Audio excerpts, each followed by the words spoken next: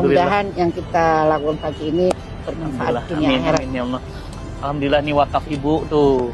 Ibu wakaf. Masya Allah. Udah selesai semuanya. Masya Tinggal Allah. dikit lagi Bu, mohon doanya. Ini bangunan utamanya. Masya Allah. Ini beliau Insya Allah, ini Masya Allah. Niat baik selalu dimudahkan Allah. Wakif yang luar biasa. Ya. Dan bukan cuma di sini, di mana-mana wakafnya. Dan nilainya wow. Masya Allah. Menyemangati mereka Ustaz. Kita mau ngeliat ke dalam Bu. Ayo, Masya oke. Allah. Pertama kali ketemu ibu tuh kaget. Tampilannya biasa, ikut majelis taklim, Iya. duduk di bawah. Masya Allah. Lah kok tiba-tiba ngasihnya miliar gitu. Nggak Nggak percaya Bu. percaya ya Ustaz ya. Karena Masya gimana bisa? Karena kan orang tuh Nggak semua. kenal Nah, juga. Satu, kedua orang tuh semua ngeliat tampilan Bu. Di Masya. tanah 5.000 meter, Oke. diwakafkan oleh satu orang, nilainya 100 miliar. Dan alhamdulillah wakafnya beliau juga ada di sini, wakafnya antum teman-teman ada di sini. Ini santri putri, tempat bawah makan, atasnya kamar, ini ruang belajar atasnya. Alhamdulillah, dan selesai kurang dari 3 tahun. Masya Allah. Alhamdulillah. Itu salah satu bukti kebesaran Allah. Allahu Akbar. Bu Aisyah, Ya Ustaz. saya gak akan pernah bisa lupa pertama kali ketemu ibu. Masya Karena saya hadir waktu itu dalam tanda kutip manusiawi Bu, kecewa. Saya biasanya kalau hadir jamaah itu selalu banyak, bludak gitu. Tiba-tiba pas datang cuma 7 orang. Itulah manusia, saya manusia biasa. Ketika datanglah 7 orang, saya mau galang dana wakaf untuk pesantren saya gimana. Tapi ternyata 7 orang, ada 1 orang namanya Bu Aisyah dengan penampilan yang sangat sederhana berwakaf miliaran. Masya Dan sekarang pesantrennya sudah jadi. Masya Allah. Bu, saya juga ingin tahu, ibu wakaf dengan nilai yang sebesar itu ada rasa seperti apa Bu? Nggak sayang, itu kan uang bisa beli rumah, bisa beli mobil Forsi, Lamborghini. Allah menitipkan harta kan bukan buat kita beli kapal pesiar, buat beli tas Hermes.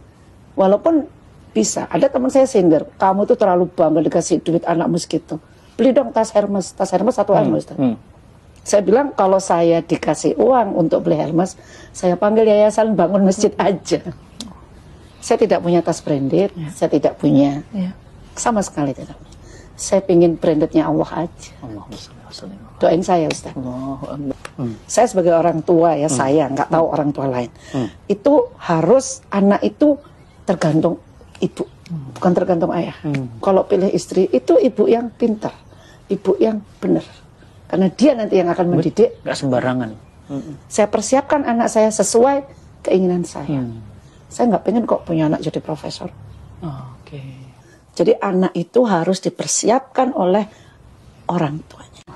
Masalahnya saya juga pernah dengar dari ibu. Ibu punya restoran di Surabaya, di jalan yang sangat-sangat prestisius.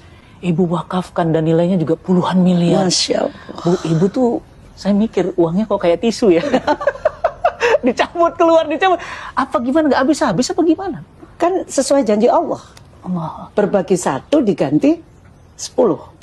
Ada yang lebih dalam lagi, Al-Baqarah diganti 1 700 kali Pak. 700 kali. Tiap Kenapa bulan. harus takut? Kenapa harus pelit di jalan Allah? Orang tua saya Ustaz, hotel itu mau dibeli Megawati dengan uang ya, dikasihin ke Nahdlatul Ulama. Allah.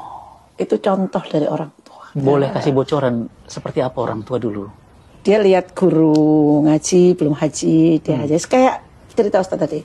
Setiap tahun ada aja. Tanah di mana-mana panggil, izin dikasih kan. Anaknya nggak ada yang dikasih. Ibu saya kan punya hotel. Saya Masya Allah punya hotel loh. Orang kan punya warung gitu ya. Dan hotelnya diwakafkan juga Ustaz. Allahu Akbar. Udah wakaf Bu? Sudah. Makanya Jadi- saya bilang saya belum apa-apanya sama Ibu ibu kandung? saya. Iya. Diwakafin. Sekarang jadi apa di Surabaya? Jadi sekolah Hadijah Plus Hadijah Plus itu. Muslimat. Ibu Khofifah yang nerima. Gubernur Jawa Timur. Saya pelongo-pelongo ini luar biasa. Allah. Tapi saya tekankan, semakin kamu berbagi, kamu semakin bahagia. Jadi Ustaz. wakaf kepikiran restoran ibu yang mewah itu diwakafin tuh gimana awalnya? Saya bosan Ustaz. Oh. Punya duit. Saya pingin. Kalau kita nyari duit, udah mau bosan sama duit ini. Mental memang. Ini Bu, mindset Bu. Jadi dunia itu akhirnya datang ke ibu sujud tuh begitu. Ibu kok bisa ngelepas harta sebesar itu? Allahu Akbar. Yang menggerakkan hati itu Allah. Saya sendiri itu anak saya ya. Waktu dengerin kajian Ustadz kasih presentasi, tunjukin ke kita bahwa dapat tanah wakaf, cerita begini-begini, saya ditepuk. Mah kejar itu Ustadz. Yuk kita kasih apa yang beliau ini.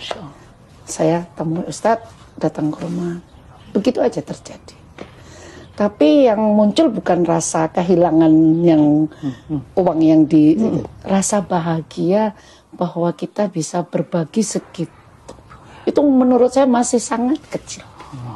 Jadi rasa bahagia itulah yang tidak ternilai dengan miliar tadi. Yang didatangkan sama Allah. Jadi ada rasa bahagia ketika mengeluarkan harta. Setiap kita berbagi, bahagia itu selalu hadir.